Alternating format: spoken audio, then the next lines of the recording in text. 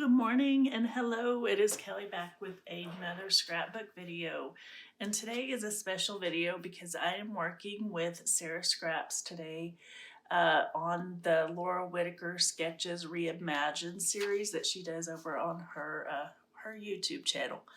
So I will link Sarah's videos down below, but if you're a scrapper, you probably know who she is. She's awesome. So this is this is the sketch we're working with this week, and it is definitely out of my wheelhouse because it's very geometric type shapes, which is not my usual style. So but I'm gonna work with it, and it's good.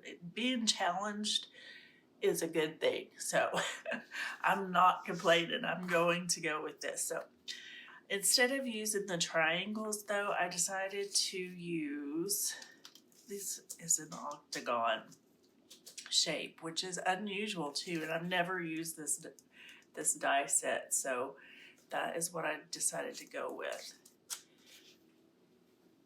And I went ahead and did it off camera because I have to have some sort of plan, otherwise my video will take 2 days to complete because I'm a slow scrapbooker, y'all. I really am.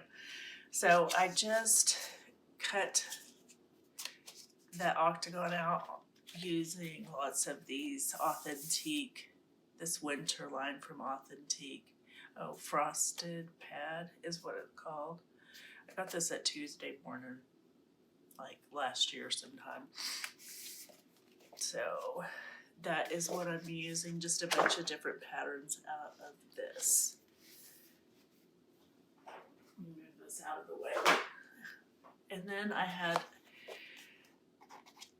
I'm not gonna lie, I started this video earlier and I started this process and I tried to use the triangles and I couldn't get it to cooperate with me. Like, it was the triangles, I had to fussy cut them, or not fussy cut them, but I had to cut them myself, and you would think it would be pretty easy to get them to line up. It wasn't. It just didn't look right. So I had started this, I already had adhesive, a little bit of adhesive on the back of these photos, and that's my granddaughter on one of our rare Texas snow days, which turned out to, I love these pictures. So anyway, so I had already matted this white textured cardstock onto a one of the pattern papers from the pad. So that is kind of my start. And then I pulled out a few other embellishments and things I might use. I picked this. You would initially look at that, you'd be like, that doesn't really match, but her pants have that bright pink in them. And I also intend to use some of the silver elements from some of these other things that I pulled. So we will see. I pull things just so I have something to work with on my table, but sometimes I might end up pulling other things. I also pulled my purple color box because I thought I might use some things in there.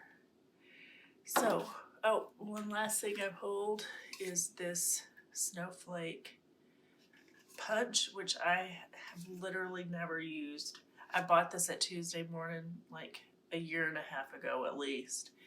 But like I said, we don't get much snow in West Texas, so I don't get many opportunities to use snowflakes. So, but I'm gonna try and use it today. So that I'm gonna go ahead and get started. I'm not going to ramble on anymore. Okay, here, I know it was kind of an abrupt transition to this, but what happened was I thought that I hit record when I was adhering all the octagons, and I did not. So I did not get that filmed. But so I'm moving on. Sorry that that part got cut out, or didn't get filmed. So here I just attached some washi tape to cardstock and cut it out just to give it a little more bulk. So and I didn't want it to be see-through. I wanted it to be more opaque. So that's a trick that I learned from Janet at RTS, and then I cut a little dovetail at the end of that. Now I am adhering my title, which is Snow Day, and I use that pink alphabet, that bright pink, to match her pajama bottoms. And I added that hooray. And I thought about using that snowflake right there, the silver foiled snowflake, but I ended up not using that. So again, I didn't get to use the snowflake punch. I haven't given up hope. I'm going to use it eventually.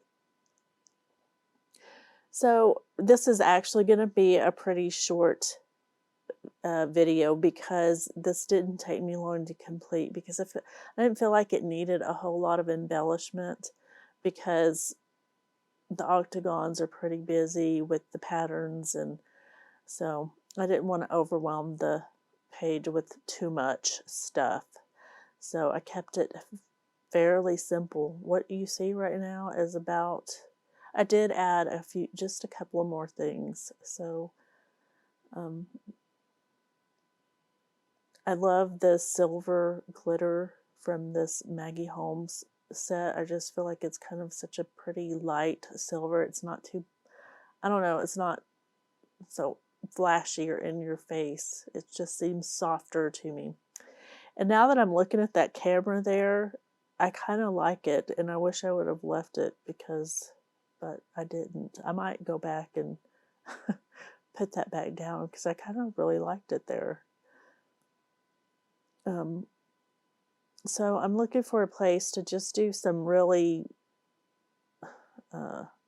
brief journaling, which basically I'm just going to write their names here, and then in a minute I will add the title, because this goes in Emery's, that's who this is, my granddaughter Emery and my grandpuppy Diesel. So this goes in Emery's 2021 album.